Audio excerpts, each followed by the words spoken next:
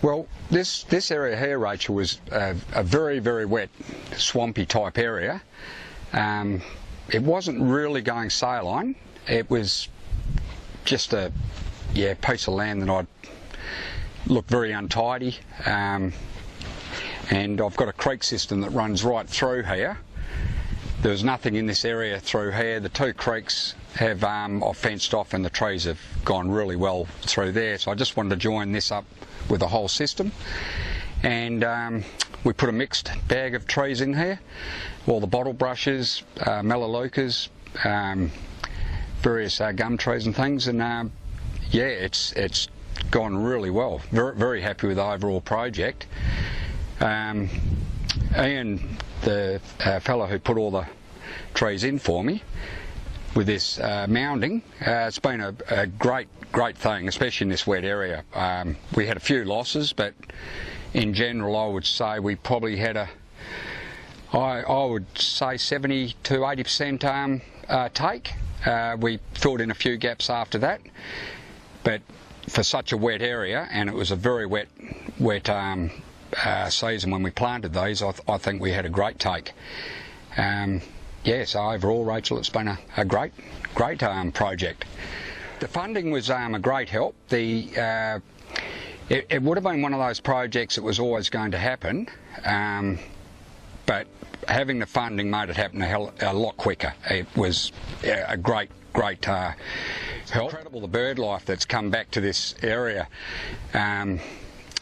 The little kingfishers, all the various little birds that I haven't seen around for ages, and especially with the flowering plants that we've put in here, it's attracted a lot of bird life, insects.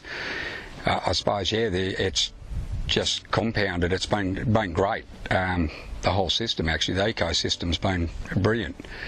Yes, we're definitely going to be doing more planting. We've actually done quite a bit of planting over the years since. This is one of our first projects that we did, and we've done quite a few after that.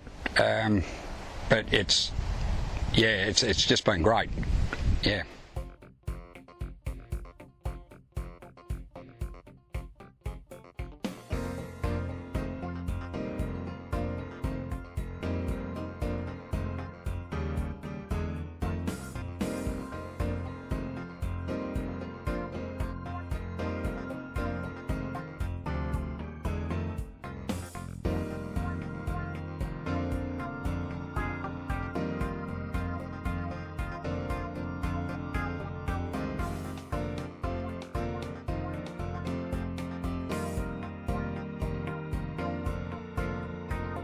Right, this was one of the very first projects that we did with the Moore Catchment area.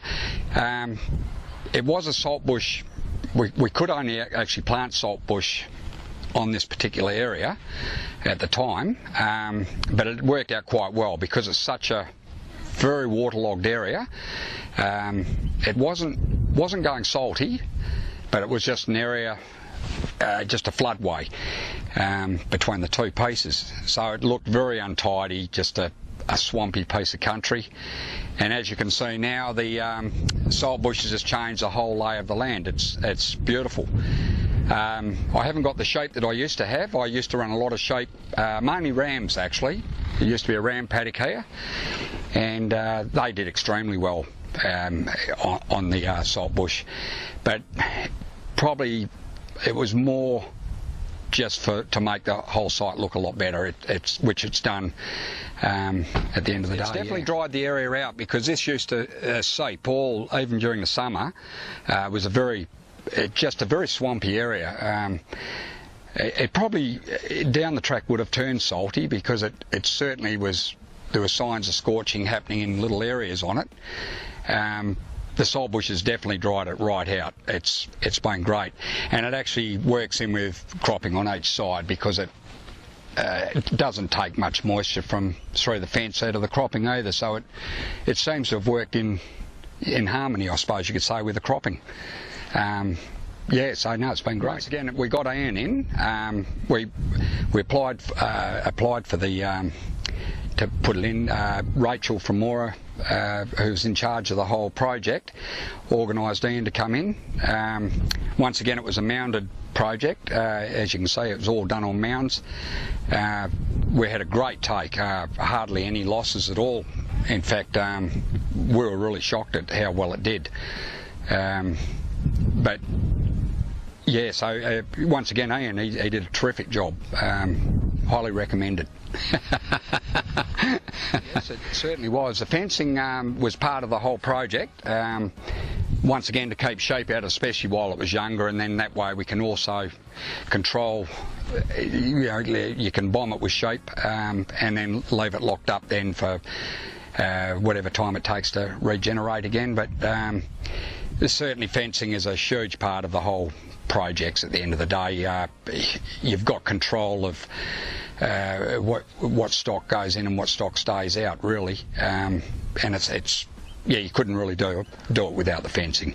Probably not this area here. Originally, I was going to do it. It's another one of those.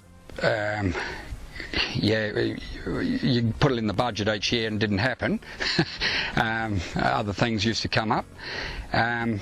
It was always an ugly area that I wanted to do something with. Now, whether it was going to be saltbush, I don't know. I've never really had much to do with saltbush before this area. In fact, my brother used to grow a bit of it on his farm and didn't have a lot of success with it, so I was a bit dubious about growing it. But Rachel, in her wise wisdom, talked me into it, and it's turned into a great little area.